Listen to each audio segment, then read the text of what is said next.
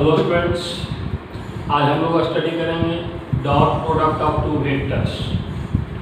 Product आपने पढ़ा होगा 10th क्लास से पहले जो प्रोडक्ट पढ़ते थे, मल्टीप्लाई पढ़ते थे, वह सिंपल होता था।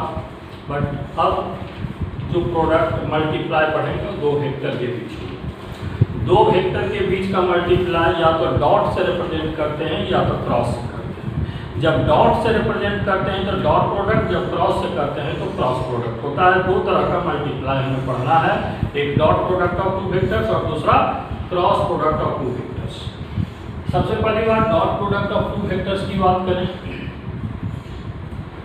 तो लेट अस कंसीडर एक वेक्टर ए है और दूसरा वेक्टर बी है और इसके बीच का एंगल थीटा है।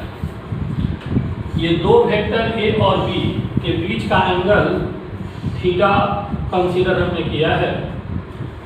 बी का अगर कंपोनेंट इस पर डिस्क्राइब करें, कंपोनेंट के बारे में आप लोग वाकिफ हैं।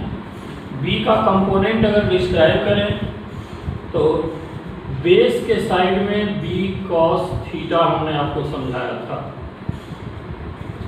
तो ये बी का कंपोनेंट बी कॉस थीटा और ये वेक्टर ए का मैग्नीट्यूड, दोनों का multiply value A dot B होता है। A dot B equal to magnitude of vector A into B cos theta. A dot B क्या होता है? Magnitude of vector A into B cos theta. यहाँ पर b cos थीटा को हम लोग सोच सकते हैं component of vector b on vector a। ये b का कंपोनेंट वेक्टर a पर लिया गया है। b का कंपोनेंट a पर आपने लिया तो b cos theta into a हो गया। उसी तरीके से आप इसके उल्टा भी सोच सकते हैं, A dot B equal to A का कंपोनेंट अगर बी पर लेने, यहां से ऐसे लाइन लगाएंगे तो इसका कंपोनेंट इस पर बी कॉस थीटा हुआ तो इसका कंपोनेंट इस पर ए कॉस थीटा, तो A cos theta into B. बात तो यही है, आप A into B cos theta लिखें चाहे A cos theta into B लिखें, दोनों वैल्यू सेम होगा। डॉट प्रोडक्ट का ये फार्मूला हो गया, A dot B equal to A B cos theta. आप इसको फार्मूला समझे, डेफिनेशन समझे, दोनों होता है। Definition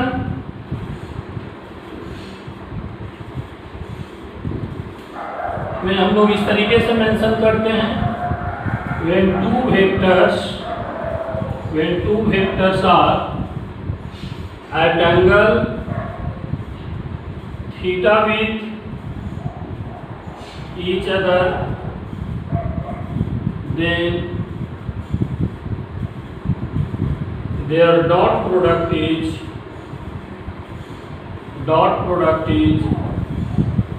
defined as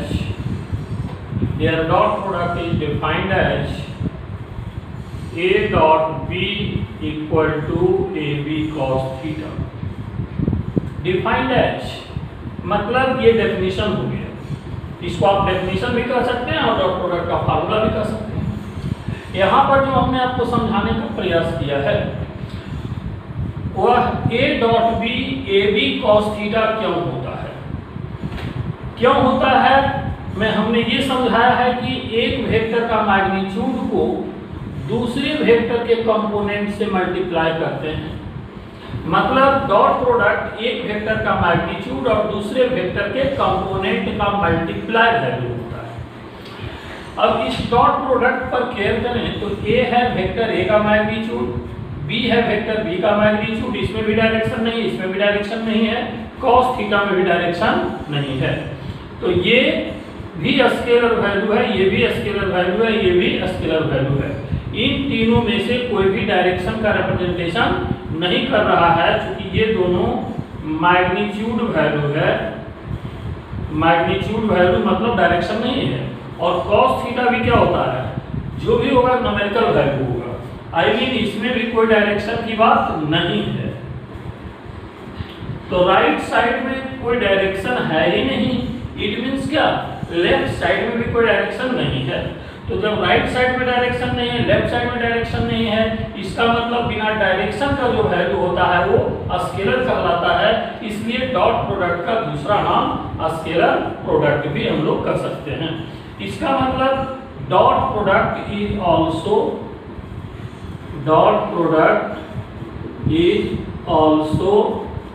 named as a scalar product। ये नाम याद रखेंगे। कभी कभी स्टूडेंट डॉट प्रोडक्ट पढ़ लेते हैं, दूसरा नाम याद नहीं रखते हैं। न्यूमेरिकल में दोनों में से कोई भी नेम यूज किया जा सकता है। अब यहाँ पर a dot B equal to A B cos theta में हमने ये आपको समझाया कि चूंकि यह स्केलर वैल्यू है इसलिए इसका नाम हमने स्केलर प्रोडक्ट भी दिया है।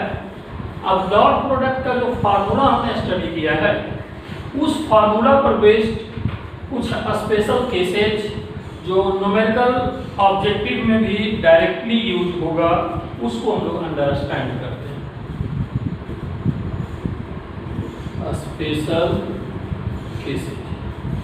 स्पेशल केसेज में केस फर्स्ट,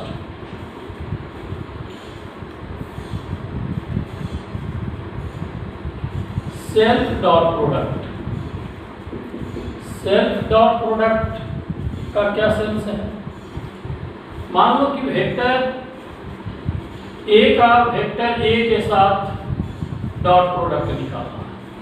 तो दो वेक्टर भले ही हमने रिप्रेजेंट किया है बट मैग्नीट्यूड और डायरेक्शन सेम है, तभी वेक्टर ए और वेक्टर ए। सेल्फ का मतलब क्या है, खुद से, स्वयं से, मतलब वेक्टर ए का ए से। तो वेक्टर ए और वेक्टर ए दोनों तो पैरेलल वेक्टर होगा ना, इसका मतलब दोनों के बीच का एंगल कितना होगा, 0 डिग्री होगा। तो थीटा जब 0 डिग्री होगा तो a dot B equal to A B cos theta आप लिखते थे। तो यहाँ पर b के जगह पर अगर a रख दें तब क्या होगा, a dot A equal to A cos theta. a dot A equal to A square cos 0 degree, इसलिए a dot A equal to A square, a dot A equal to A square.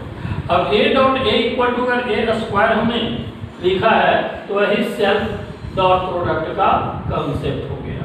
और इसी पर based अब आप सोचें कि i dot I क्या होगा, i का स्क्वायर, लेकिन i का वैल्यू तो 1 होता है तो 1 square 1। Similarly j dot j क्या होगा, j स्क्वायर, और j का वैल्यू 1 तो 1 का स्क्वायर 1। तो k डॉट k क्या हो जाएगा, वह भी 1 हो जाएगा। मतलब आप यूं याद रख सकते हैं कि i dot i is equal to j dot j equal to k dot k equal to 1।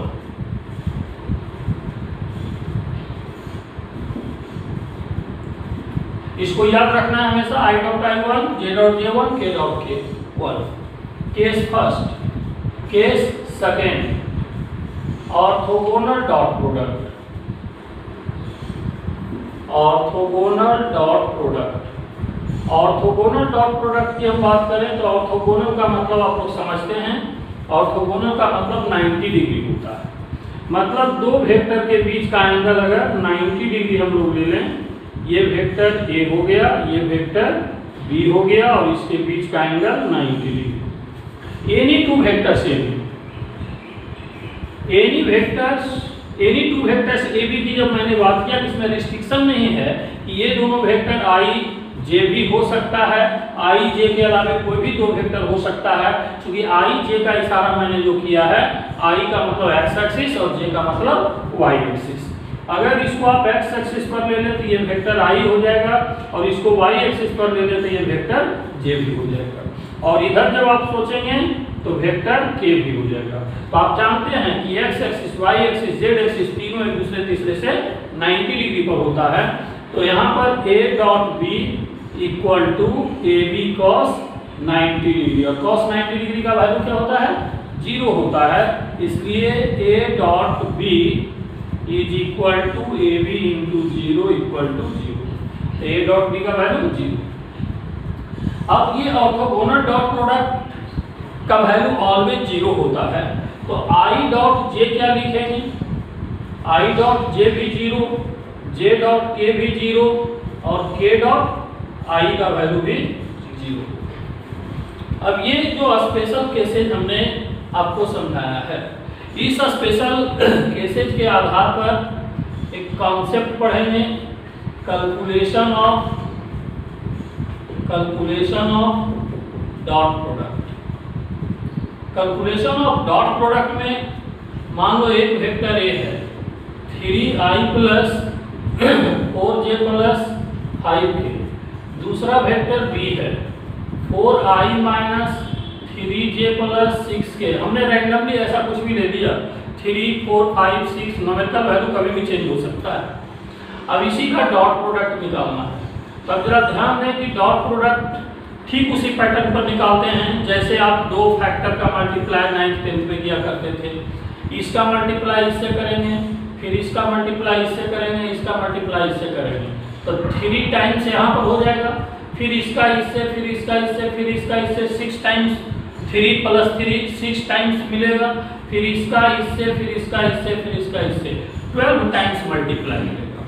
लेकिन 12 टाइम्स मल्टीप्लाई में हम नजर रखेंगे कौन कौन मल्टीप्लाई हमारे काम का और कौन कौन 0 हो जाता है। तो अभी आपने देखा कि i और j जहां पर आएगा वहां पर 0 होगा, j डॉट k आएगा 0, k डॉट i 0। तो जितना भी क्रॉस मल्टीप्लाई देखिए आ रहा है, j i 0 होगा, k i 0 होगा, j k 0 होगा, i k 0 होगा, और ओनली बचेगा कौन सा? ओनली बचेगा i dot i1, j dot j1, k dot k1। तो यहाँ 3 इंटू 4, i डॉट i लिखिए, नहीं लिखिए आपकी मर्जी, चूंकि i डॉट i 1 हो जाएगा। अगर लिखना चाहते हैं तो लिख सकते हैं पहली बार, अगली बार से कोई जरूरत नहीं है। और ये कितना हो जाएगा? 4 इंटू माइनस 3, तो 4 into minus 3 j dot j plus 5 into 6 k dot k, i dot i 1, तो ये 12 हो गया, माइनस माइनस प्लस 12 प्लस 30 हो गया, तो ये 24 plus 30 equal to 54, a dot b 54। अब ये a डॉट b 54 जो वैल्यू हमने कैलकुलेट किया है, तो एक कैलकुलेशन करके हमने आपको सिखा दिया है, बट ऐसा बहुत सारा कैलकुलेशन हो सकता है जहां पर कि एक वेक्टर a दे देगा, दूसरा वेक्टर b दे देगा, फाइंड द डॉट प्रोडक्ट, और दोनों का डॉट प्रोडक्ट कैलकुलेट करने के लिए देगा। तो यहाँ से डॉट प्रोडक्ट का कैलकुलेशन सीखा। इतने डिस्कशन के बाद अब हम लोग देखते हैं angle between two vectors. Angle between two vectors कैसे कैलकुलेट करते हैं, इसको करें।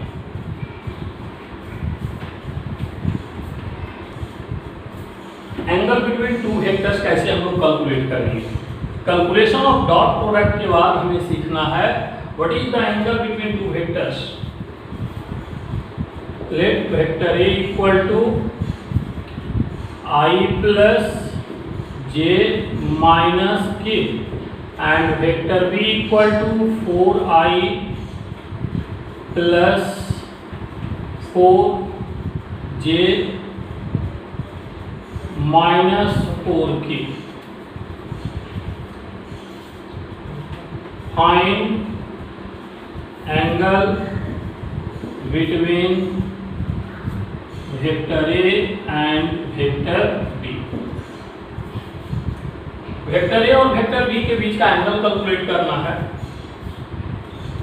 तो इसको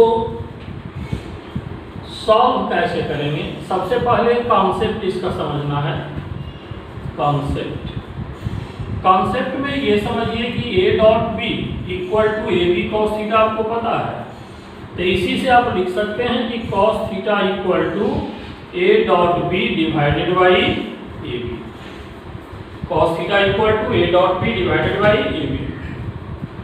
अब यहाँ पर दो वेक्टर a और b जब दिया हुआ है इन दोनों का डॉट प्रोडक्ट निकाल लेंगे और a का मैग्नीट्यूड और b का मैग्नीट्यूड भी निकाल लेंगे।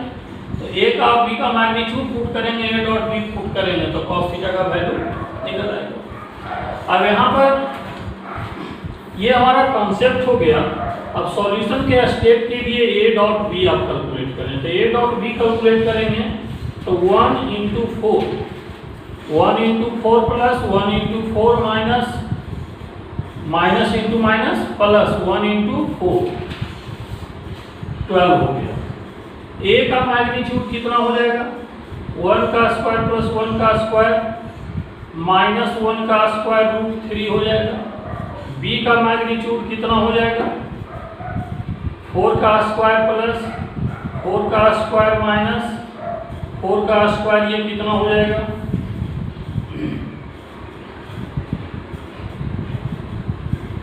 3 टाइम्स 4 का स्क्वायर आई मीन 4 रूट 3 हो जाएगा। तो a का भी मैग्नीट्यूड आपने कैलकुलेट कर लिया, b का भी मैग्नीट्यूड कैलकुलेट कर लिया, a डॉट b भी मालूम हो गया। अब ये सारे वैल्यू को यहाँ पर आप पुटअप कर दें। यहाँ से आप देखें कि cos थीटा का वैल्यू क्या आ जाएगा। cos theta equal to a dot b 12 divided by A B root 3 into 4 root 3। तो 12 divided by 4 into 3 is equal to 1। तो theta is equal to 0 degree. इसका मतलब क्या है कि दोनों वेक्टर एक दूसरे के पैरेलल है। दोनों वेक्टर एक दूसरे के पैरेलल है तो इसको हम ऐसे भी सोच सकते थे, आप देखते के साथ डिसीजन ले सकते हैं। b का x कंपोनेंट 4 टाइम्स है a का, इसका y कंपोनेंट भी 4 टाइम्स है, z कंपोनेंट भी 4 टाइम्स है। तो बिना फार्मूला यूज किए भी हम कैलकुलेट कर सकते थे कि दोनों वेक्टर पैरेलल है इसलिए एंगल 0 डिग्री होगा। तब आपके दिमाग में आ रहा होगा कि अच्छा जब ऐसा ही सुविधा था कि हम देख के 0 डिग्री डिसाइड कर सकते हैं तो फिर इस मेथड का क्या फायदा है। इस मेथड का फायदा है क्योंकि यहाँ पर दोनों पैरेलल वेक्टर है, तब तो ये आपकी सुविधा है कि देखते के साथ आप बता देंगे कि कंपोनेंट का रेशियो इक्वल है 4/1 4/1 4/1। ये दोनों वेक्टर पैरेलल है और दो पैरेलल वेक्टर के बीच का एंगल 0। लेकिन जहां पर दो वेक्टर पैरेलल नहीं होगा वहां पर ये फार्मूला आपको यूज करना ही होगा। इसलिए ये फार्मूला का ये ऑप्शन नहीं है कि हम देखकर आंसर कर लें। सिर्फ यहाँ पर आपको ये ऑप्शन मिल रहा है कि दोनों वेक्टर पैरेलल है। पैरेलल में भी आप देखकर बता सकते हैं, एंटी पैरेलल में भी देखकर बता सकते हैं। चलिए अब यहाँ से angle between two vectors calculate करने का ये इंपॉर्टेंट फार्मूला हमारे पास हो गया, जिसका आगे भी और इस्तेमाल कई बार हम करेंगे।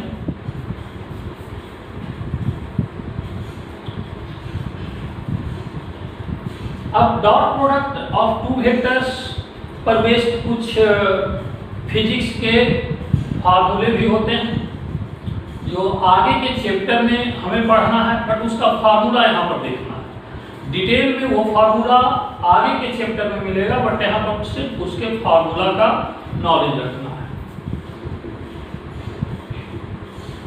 फार्मूला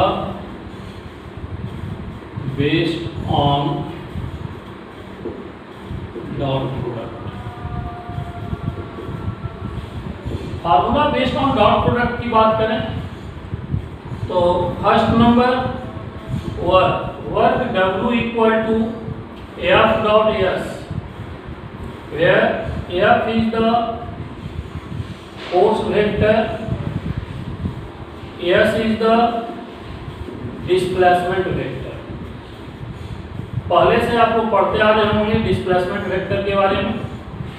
तो work equal to F dot S force vector dot displacement vector है। अब यहाँ पर आप देखें कि एक बॉडी है और ये बॉडी मान लो कि इधर की ओर मूव कर रहा है। जब इधर की ओर मूव कर रहा है तो A से चलकर ये B पर पहुंचा होगा, तो इसके लिए इसका डिस्प्लेसमेंट का डायरेक्शन इधर हो गया। अब इस पर लगने वाला फोर्स अगर यह इधर की ओर है तो ये फोर्स और डिस्प्लेसमेंट के बीच का एंगल कितना है, थीटा। मान लो ये ब्लॉक है, इस ब्लॉक का मास कुछ भी ले सकते हैं, ऐसे हमने नेम ही ए दिया, मास का यहाँ हमें कोई मतलब नहीं है। इसको आप पकड़कर ऐसे खींच लो, ये तो आप पर डिपेंड करता है कि पकड़कर कितने एंगल पर खींचते हो। अगर हो सकता है ऐसे खींच रहे हो तो 0 डिग्री भी हो सकता है, आप 0 से बढ़ाओगे तो 0 से 90 के बीच में कुछ भी हो सकता है, आप ऐसे खींचोगे तो 90 डिग्री होगा। तो यहाँ पर थीटा जैसे जैसे बदलेगा वैसे वैसे वर्क का वैल्यू भी बदलता चल जाएगा। अब यहाँ पर सोचिए, फोर्स वेक्टर क्वांटिटी है और डिस्प्लेसमेंट भी वेक्टर क्वांटिटी है, लेकिन ये दोनों डॉट प्रोडक्ट में है, इसलिए वर्क हमारा क्या है, स्केलर क्वांटिटी है।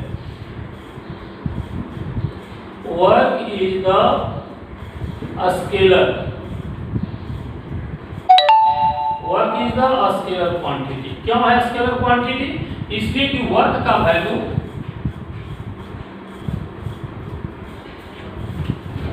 Work is the scalar quantity क्यों है? क्योंकि work is the value obtained from dot product of force and displacement. ये फोर्स और डिस्प्लेसमेंट के डॉट प्रोडक्ट से हमें मिल रहा है, इसलिए वर्क स्केलर वैल्यू है। F is the vector quantity and displacement is the vector quantity। अब इसको आप ऐसे समझिए, ये वेक्टर क्वांटिटी है, ये भी वेक्टर क्वांटिटी है, बट ये दोनों चूंकि डॉट प्रोडक्ट में आया है तो इसका result F S cos theta जब आप लिखेंगे तो ये स्केलर वैल्यू आएगा। इसलिए हमने कहा कि वर्क स्केलर वैल्यू है, जबकि डिफाइंड जिससे हो रहा है फोर्स और डिस्प्लेसमेंट वेक्टर है। डॉट प्रोडक्ट होने की वजह से ये स्केलर में कन्वर्ट हो गया। अब यहां से आप देखिए, ये जो वर्क का फार्मूला हमने बताया है न्यूमेरिकल ऑब्जेक्टिव को सॉल्व करने के पर्पस से, एक नोट पॉइंट आपके सामने प्रेजेंट कर रहे हैं। डिस्प्लेसमेंट वेक्टर के बारे में आप पहले से ही पढ़ चुके हैं। Final position vector minus initial position vector, याद है? R1 is initial position vector, R1 is initial position vector and R2 is final position vector, and final position vector minus initial position vector is the displacement vector। और ये displacement vector R2 minus R1 है, तो work का formula work W equal to F dot S हम लोग लिख सकते हैं, work W equal to F dot S, अब equal to F dot R2 minus R1। मतलब दो पोजीशन वेक्टर अगर दिया हुआ है तो वर्क का फार्मूला हम इस तरीके से यूज कर सकते हैं। अब यहाँ से आप देखें, ये हमने एक ही फार्मूला वर्क को इतने देर में समझाने का प्रयास किया है कि वर्क का स्केलर वैल्यू क्यों होता है। दूसरा हमने समझाया कि डिस्प्लेसमेंट को अगर पोजीशन वेक्टर के टर्म में कन्वर्ट कर देते हैं तब वर्क का फार्मूला क्या होगा। सेकेंड नंबर, पावर का फार्मूला आप लोगों ने पढ़ा होगा, power equal to F dot V होता है, जहां पर V वेलोसिटी वेक्टर होता है एंड F फोर्स वेक्टर हो गया। पावर भी ऑब्टेन हो रहा है फोर्स और वेलोसिटी से, फोर्स भी वेक्टर है, वेलोसिटी भी वेक्टर है, लेकिन पावर स्केलर वैल्यू है। क्यों? तो ये दो वेक्टर के डॉट प्रोडक्ट से ऑब्टेन हो रहा है। थर्ड नंबर फार्मूला, ये दोनों फार्मूला अभी के टॉपिक में वेक्टर पढ़ने के लिए काफी है, बट फिर भी हम कुछ फार्मूला लिख रहे हैं जो आगे के चैप्टर में हमें पढ़ना है, पर्टिकुलरली 12th के टॉपिक में पढ़ना है। बट यहाँ पर सिर्फ आप फार्मूला तक ही अपने आप को लिमिट रखें, बहुत ज़्यादा इस पर सोचने का प्रयास नहीं करें, नहीं तो आपको लगेगा कि अननेसेसरी टेंशन होगा, लगेगा मुझे बातें समझ में नहीं आ रहा है। बट यहाँ जो थर्ड और फोर्थ नंबर ऑफ फार्मूला लिखने जा रहे हैं, जो 10th पास स्टूडेंट हैं उनके समझने के लिए नहीं बल्कि याद रखने के लिए। जैसे आप लोग फार्मूला फ्लक्स का लिख सकते हैं, electric flux, electric flux phi, electric flux phi equal to होता है E डॉट ए, जहां पर ए एरिया वेक्टर होता है, ए क्या होता है, एरिया वेक्टर, मैंने पहले ही बताया था, एरिया स्केलर भी होता है और वेक्टर की तरह भी यूज होता है। और ई होता है electric field vector, electric field vector. जिस तरीके से इलेक्ट्रिक फ्लक्स का फार्मूला होता है उसी तरीके से मैग्नेटिक फ्लक्स का फार्मूला होता है। Magnetic flux phi is equal to V dot A, magnetic flux phi is equal to V dot A, यहाँ पर बी मैग्नेटिक फील्ड वेक्टर और A area vector. Magnetic field vector और A area vector. ये भी magnetic field vector है, ए area vector हो गया। तो जैसे इलेक्ट्रिक फ्लक्स का फार्मूला हमने सीखा, फिर मैग्नेटिक फ्लक्स का फार्मूला सीखा। 5 नंबर फार्मूला एनर्जी का होता है, potential energy U equal to minus P dot E होता है।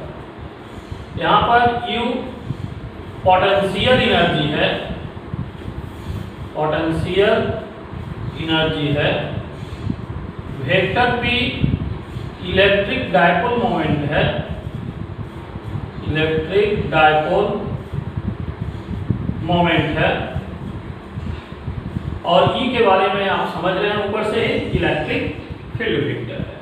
तो ये पोटेंशियल एनर्जी इन electric field, Y electric dipole है। इलेक्ट्रिक डायपोल में का पोटेंशियल एनर्जी इलेक्ट्रिक फील्ड में क्या होता है उसका ये फार्मूला ज़्यादा दिमाग नहीं लगाना, मैंने बार बार आपको हिंट किया है। जो स्टूडेंट 10th पास करके जस्ट इस चैप्टर का स्टडी कर रहे हैं उनके लिए बस ये बात दिमाग में रख लेना है कि ये होता है, क्यों होता है ये भी दिमाग नहीं लगाना है। 12th का जब टॉपिक पढ़ेंगे तो काफी डिटेल में आपको इसके बारे में समझाया जाएगा।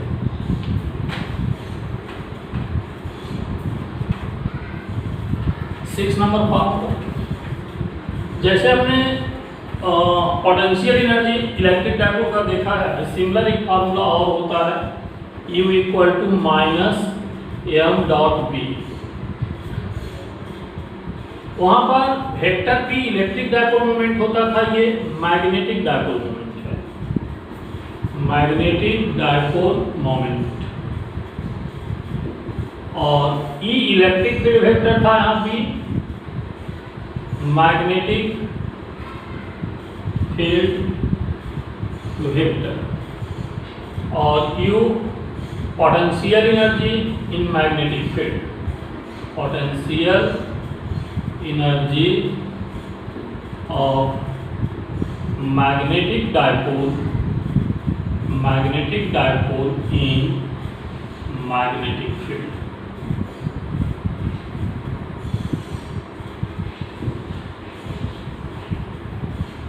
अब डॉट प्रोडक्ट में फिर से हम वापस आ रहे हैं, डायरेक्शन कोसाइन आप लोग पढ़ चुके थे, फिर से हम डायरेक्शन कोसाइन पढ़ेंगे in terms of dot product.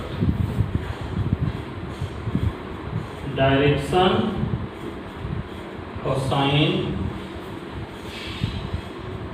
By method of dot product. Direction cosine का स्टडी सबसे बेहतर मेथड यही होता है, बट उस समय तक हम लोग डॉट प्रोडक्ट नहीं पढ़े थे, इसलिए इस मेथड का वहाँ डिस्कशन करना पॉसिबल नहीं था। अब यहाँ पर देखें एक एग्जाम्पल से इसको हम समझने का प्रयास करें। फाइंड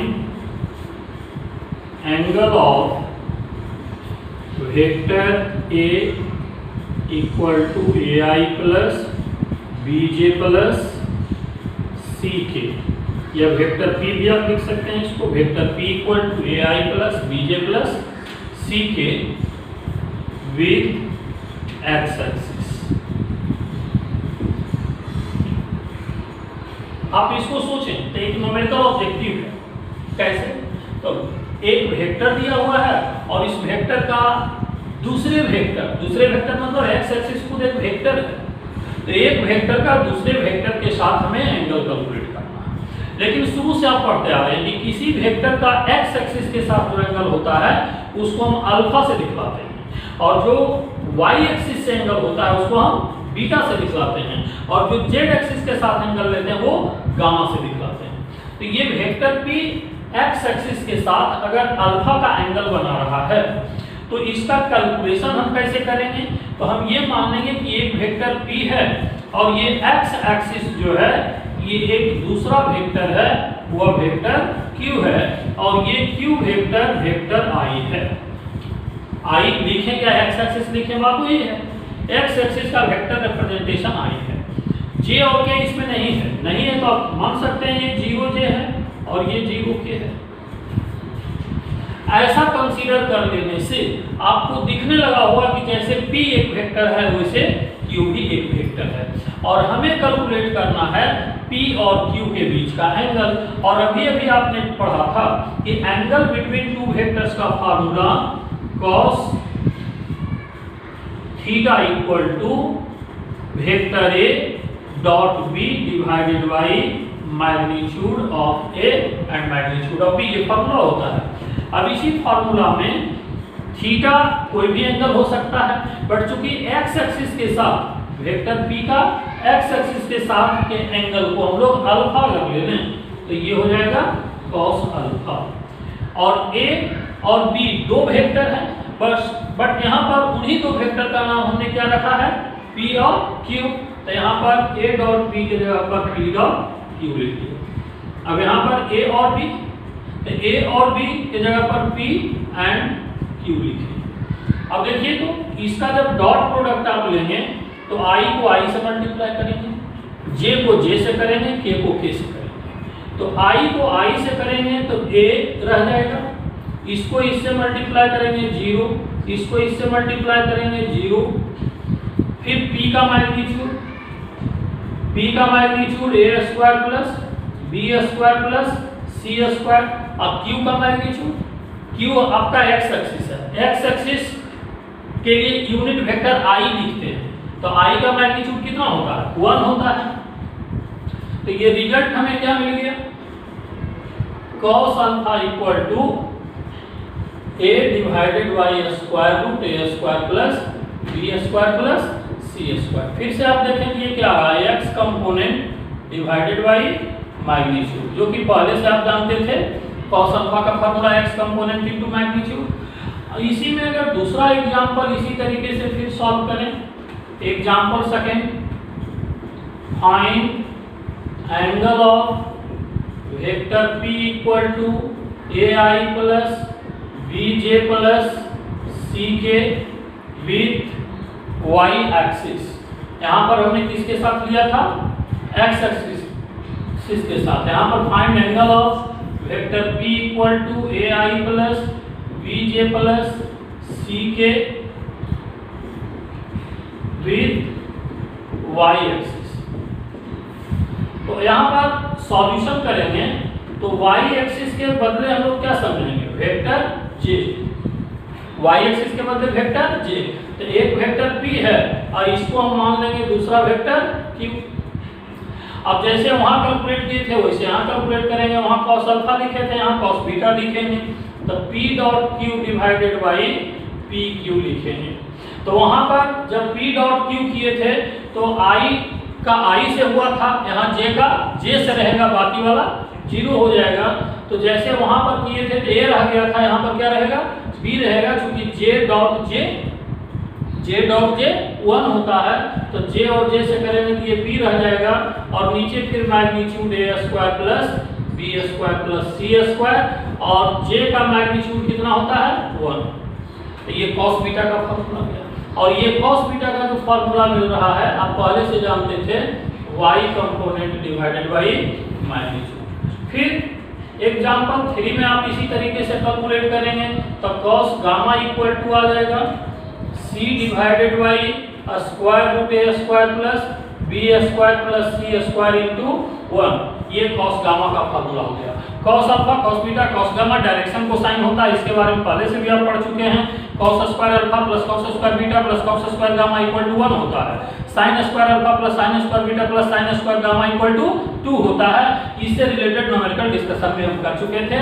यहाँ पर सिर्फ डॉट प्रोडक्ट के टर्म में हमें डायरेक्शन को साइन को फिर से डिस्कस करना था।